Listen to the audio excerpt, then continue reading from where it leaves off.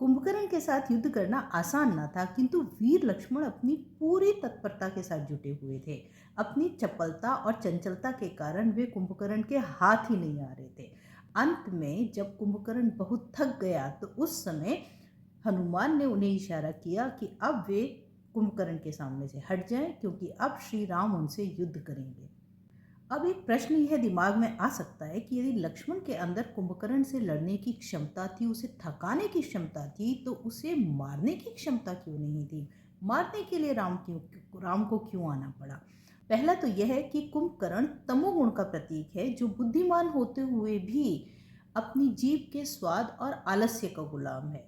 आध्यात्मिक रूप से भी वह सुप्तावस्था में ही है। वह जानता है कि रावण का कार्य गलत है, किंतु फिर भी वह अपने भाई विभीषण की तरह रावण का विरोध कर सही का साथ देने की बजाय वह रावण का साथ देना पसंद करता है।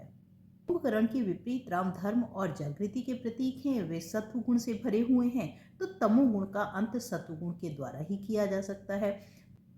इसका दूसरा उत्तर यह भी हो सकता है कि लक्ष्मण एक महान योद्धा थे, किंतु उसके बावजूद भी राम उनसे अधिक शक्तिशाली थे। लक्ष्मण में कुंभकर्ण को थकाने की सामर्थ्य तो थी, किंतु उसका अंत राम के दिव्य बाण ही कर सकते थे। यहाँ तक कि राम भी कुंभकर्ण का अंत आसानी से नहीं कर पाए।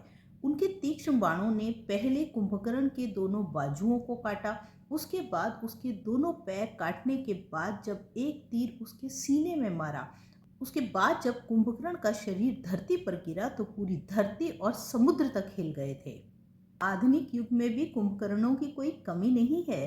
ये कुंभकर्ण बुद्धिमान होते हुए भी अपनी जीभ के स्वाद के गुलाम होने के कारण केवल खाने, सोने और उसके फलस्वरूप अपना वजन बढ़ाने में लगे रहते हैं, और बुद्धिमान होते हुए भी अपने आलस्य के कारण अपनी पूरी क्षमता और सामर्थ्य का उपयोग नहीं कर पाते।